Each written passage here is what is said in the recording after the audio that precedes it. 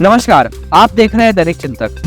राहुल जी के आने से निश्चित रूप से ज़बरदस्त प्रभाव पड़ेगा। हम सब बेसब्री से इंतजार कर रहे हैं। देखिए, इन लोगों को तो मीडिया हाइप चाहिए। विधानसभा में उन्होंने कहा विधानसभा से जांच कराए, आप किसी से जांच करा ले, क्या फर्क पड़ता है। नहीं, आरोप मुझ पर नहीं है। पूर्ववर्ती सरकार के लोग जो आज विपक्ष में बैठे हुए हैं, उन्होंने अपने कर्मों पर ध्यान नहीं दिया और स्थगन ले आए कि आदिवासियों को, नौजवानों को हसदेव अरण्य जैसे गंभीर मामले पर 3-3 दिन तक पुलिस रिमांड में रखकर बगैर बताए और 30,000 पेड़ कटवाने वाले आज स्थगन मांग रहे हैं। जवाब तो उनको देना चाहिए। विपक्ष के द्वारा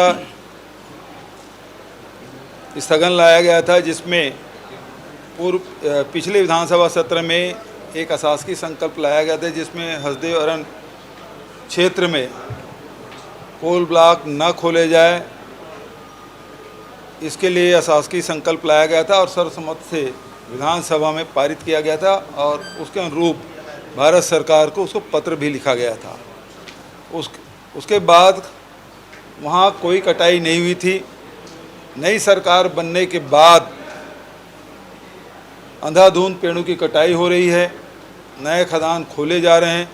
इस मामले में विपक्ष द्वारा स्थगन लाया गया, लेकिन ये सरकार बिल्कुल सुन नहीं रही है। लगातार जंगल काटे जा रहे हैं। लोग चिंतित हैं अपने भविष्य को लेकर, लेकिन इसे अग्राह्य कर दिया गया और हम लोग इसमें हजारों आदिवासी परिवार उजड़ेंगे, लाखों पेड़ कटेंगे और सबसे बड़ी बात जो हसदेव बांध है, हसदेव बांगो बांध, वो पटेगा और जिससे चांपा, जांजगीर, शक्ति, रायगढ़, बिलासपुर, कोरबा जिला की सिंचाई प्रभावित होगा। आने वाले भविष्य में इसका बहुत बड़ा खामियाजा छत्तीसगढ़ के लोगों को उठाना पड़ेगा, चाहे किसान हो चाहे आदिवासी हो। और इसी मामले में हम लोगों ने स्थगन लाया था और हमारी बात नहीं सुनी गई। हम सब बेल में गए और सारे विपक्ष के सदस्य निलंबित हुए। राहुल जी के आने से निश्चित रूप से ज़बरदस्त प्रभाव पड़ेगा। हम सब बेसब्री से इंतजार कर रहे हैं। कल रायगढ़ में और उड़ीसा से प्रवेश करेंगे और उसके बाद कार्यक्रम वहीं उसके बाद समाप्त होगा रायगढ़ आने के बाद, और फिर 11 तारीख से लगातार यात्रा शुरू होगी, जो शक्ति और कोरबा, सरगुजा, बलरामपुर ज़िले होते हुए वो आगे फिर प्रस्थान करेंगे। शासकीय जो विमान थे उसके रखरखाव में निजी हेलीकॉप्टर और विमान में 400 करोड़ रुपए खर्च किए गए, जिसमें 260 करोड़ निजी कंपनियों को दिए गए। विपक्ष आरोप लगा, सत्ता पक्ष का कहना है कि आप लोगों ने दुरुपयोग किया शासकीय। उसके पहले भी जो सरकार थी, टेंडर प्रक्रिया पूरे देश में जितनी सरकारें हैं, वो चाहे विमान के हो चाहे हेलीकॉप्टर हो, किराए से लेती रही है। और आपने देखा होगा कि जो राज्य सरकार जो हेलीकॉप्टर है, जो पिछले सरकार ने सेकंड हैंड लिया था, इस प्रकार से आरोप भी लगे थे और वो क्रैश हो गया और उसके बाद तो निजी हेलीकॉप्टर ही लेना पड़ा। विमान भी पुराना हो गया, लगातार ग्राउंडेड रहा, रिपेयरिंग भी लगे और उसमें किराया जो लिया गया है वो विधि सम्मत है, टेंडर किया गया है और उसमें कोई गड़बड़ी हो तो बताएं, क्योंकि किराया तो लिया गया है और टेंडर करके लिया गया है, इसमें गड़बड़ क्या है। सर, पीडीएस को लेकर भी कल चर्चा हो रही थी, लेकिन कोई नहीं निकला। देखिए, इन लोगों को तो मीडिया हाइप चाहिए।